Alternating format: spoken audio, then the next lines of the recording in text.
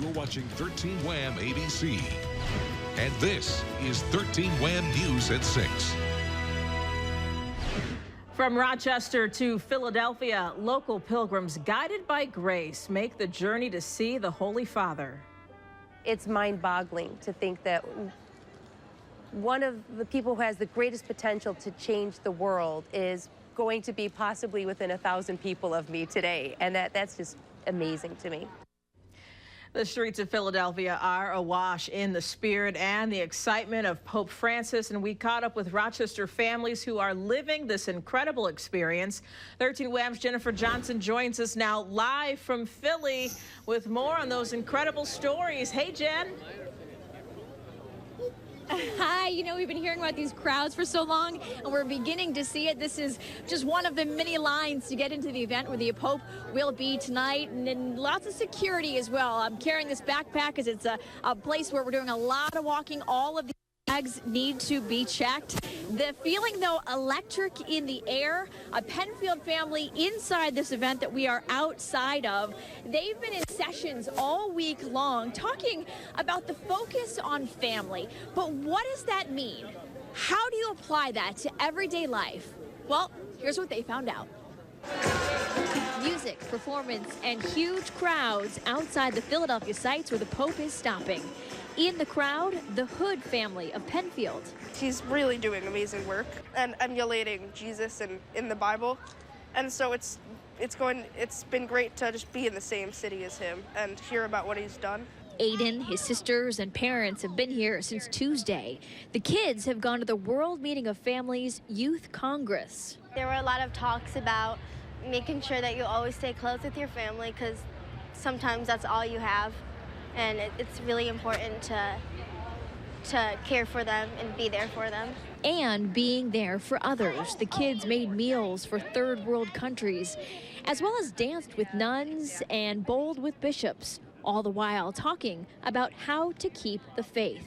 They mentioned finding other people with similar beliefs, and even if you're not like carrying a Bible around, just having something that can remind you of Jesus, and just preaching in your actions and what you do. Putting advice into real-world application. It's what the adults talked about, too. To be here and to say we're going to focus on loving each other, not being perfect. No family is perfect. The Holy Family wasn't perfect. But to be able to celebrate family is something that we want to bring back with us. Giving up that idea of perfection was liberating for Mom Maureen. I love being given permission to relax as a mom, because I think that is when I am the best mom, is when I start to get too into carpools and schedules and homework and appearances that it starts to all fall apart. But how do you do that? Here's some advice she was given. One of the things was stop trying to compare yourself to other families, because when you do that, you lose the uniqueness of your own family. Stop trying to think that what you need to do is give your child every single opportunity to do everything. Sometimes just being together at home is what they really need. All right, Chris Hood, the father of this awesome family that you just met, he's a theology teacher at McQuaid. He says he cannot wait to bring back the lessons he's learned from this week and impress upon teenagers the importance of family. Not always an easy task. Another note, you might have noticed they were wearing matching T-shirts. Madeline was adopted from South Korea. They went there a year ago, and it was just before the Pope had visited. They bought those T-shirts, and they think they're the only ones here maybe wearing South Korea Pope T-shirts. So again, Pope is going to be at the event we're at tonight, but everyone is talking about the capstone for this visit, which is that 4 o'clock Mass, and more than 1 million people expected on these streets for that Mass. Tomorrow we'll be here for it. Live in Philadelphia, Jennifer Johnson, 13 Wham News. All right, Jennifer, thanks for that report, and I know we'll have more from you later on tonight on Fox Rochester and back here on 13 Wham ABC.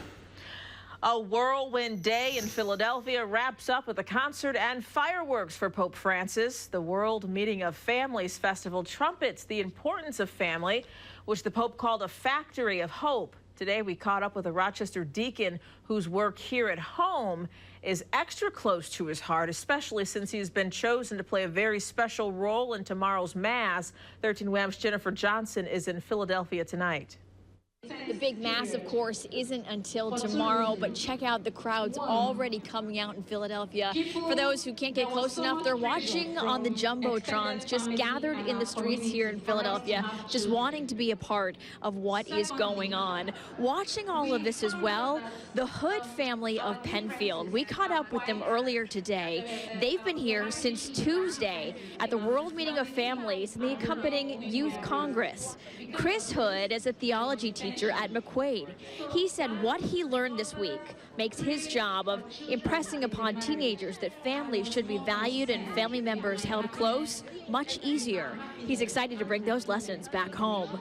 We also met today with Deacon Mike Zuber, who is the Catholic chaplain for the Monroe County jail system. He is thrilled the Pope will be meeting with prisoners tomorrow here in Philadelphia as it relates to his work with prisoners.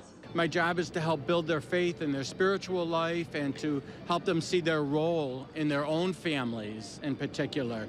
They're all sons and fathers and husbands, and just because they're there does not mean that they don't have that spiritual life and an opportunity to minister to their own families. And on the Jumbotron, you can see the center of all that action. We've been telling you for the past few weeks about how Deacon Zuber is going to help serve communion tomorrow during that big mass. And we know that at least at the beginning of it, he is going to be located near the altar. An update for you on where he will be during his big mass on Sunday. In Philadelphia, Jennifer Johnson, 13 WHAM News. And Jennifer will remain in Philadelphia with the rest of our 13 WHAM crew throughout Sunday. We'll hear more from her again tomorrow night. You're watching 13 WHAM ABC. And this is 13 WHAM News at 6. It was quite an experience for everyone in Philadelphia today, where the Pope's global family gathered for a celebration.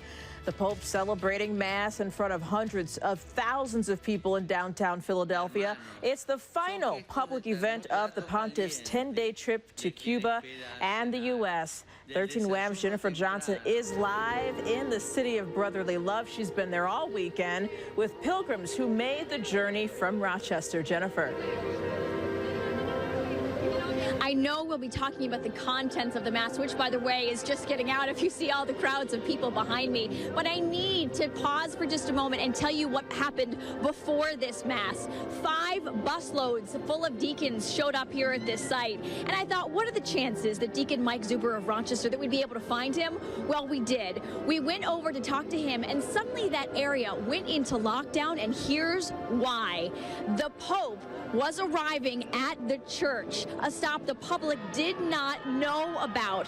Inside that church, deacons from around the world who helped serve communion about, 30 minutes ago, they were in there, including Deacon Zuber, and we had a front row seat to all of this. Again, kind of by accident, but check out our seat. Well, the Pope got out of his Pope-mobile and greeted them. It was amazing. We were able to speak with Deacon Zuber right after about what that moment was like.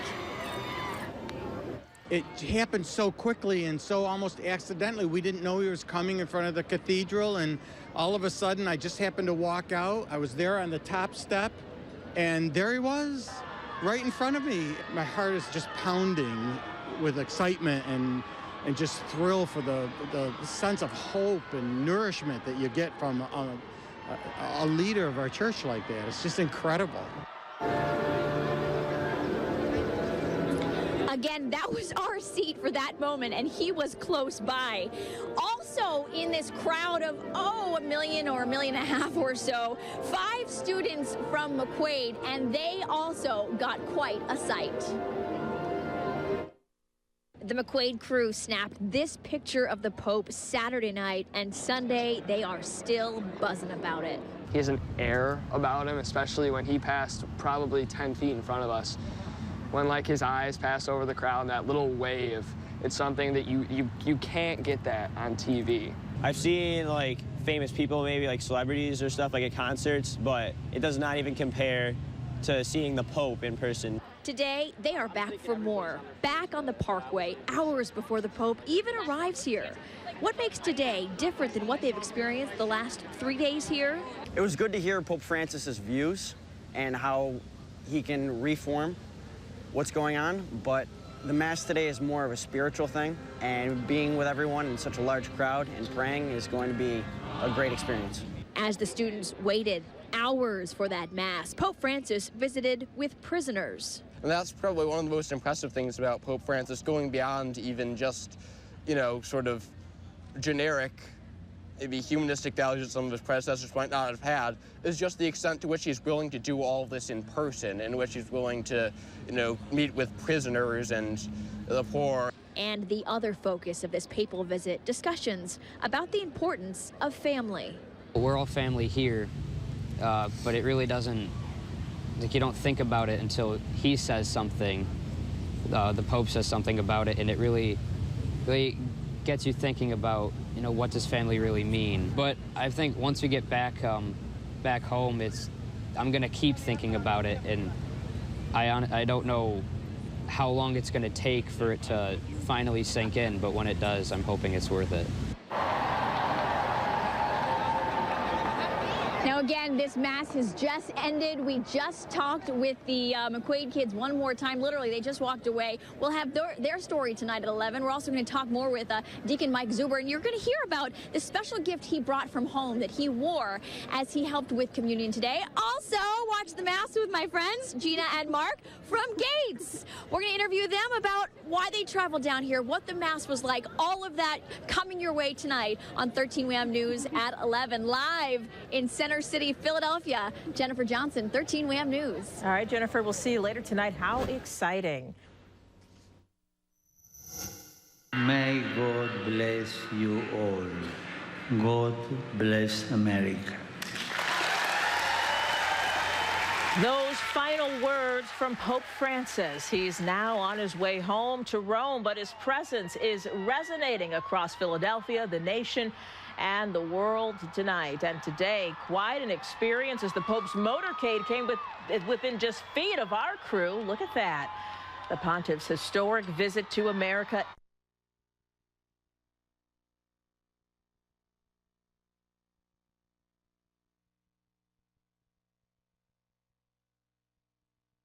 Thousands of people in downtown Philadelphia. 13 Wham's Jennifer Johnson has been reporting from the city of brotherly love all weekend, sharing incredible stories from those who made the journey to see the Holy Father. Pretty soon, these jumbotrons will come down. These major roads will open up once again to traffic. Rochester people on their way back home from Philadelphia, and pretty soon we will be too. And with some pretty amazing stories. Out of 250 deacons in a sea of 1 million people, we spotted Deacon Mike Zuber of Rochester. As we talked with him, the area was suddenly shut down. We were locked in. And here's why. The Pope made a stop the public did not know about, right in front of us and right in front of Deacon Zuber. It happened so quickly and so almost accidentally. We didn't know he was coming in front of the cathedral, and all of a sudden I just happened to walk out. I was there on the top step, and there he was, right in front of me. My heart is just pounding with excitement and just thrill for the sense of hope and nourishment that you get from a leader of our church like that. It's just incredible. Also standing nearby, a brother and sister from Gates. We were just standing there, and the next thing we know, he's coming through, and I mean, everyone was, there were kids behind us chanting, "We love you, Pope Francis, we love you," and it was just, oh. And then he came back around, and so we got to see it again. Yup, the Pope passed by again on his way to the altar. Also passing a group of 5 seniors from McQuaid. It was their second close-up view of the Pope, and their reviews of the Mass were impressive. The Holy Spirit was really at work in this Mass. It was very overpowering. You could feel something different. It was an intangible moment during this one. Being together with thousands of people and praying and then getting blessed by the Pope, it's life-changing. It was a busy time for Deacon Zuber. Body of Christ. He helped serve communion to a congregation more than 1 million strong. You know, we sometimes get in this mindset that we're alone in our journey of faith, and to see so many people so joyful, it just reminds you that you're not alone in this journey of faith. So it's incredible. Words cannot describe what you're feeling right now. And as the masses head home, I want to mention one more thing. Deacon Zuber, the stole that he wore was made for him by hand by a friend, Deb Kingsbury. And Deb, it looked beautiful. In Philadelphia, Jennifer Johnson, 13 WHAM News. Meanwhile, some parishioners who couldn't make it out to Philadelphia for the Pope's Mass enjoyed watching it on the big screen. This is at Christ the King Church in Irondequoit. It was very touching, very touching. So to be able to have him here and be able to hear things from him, it's very special.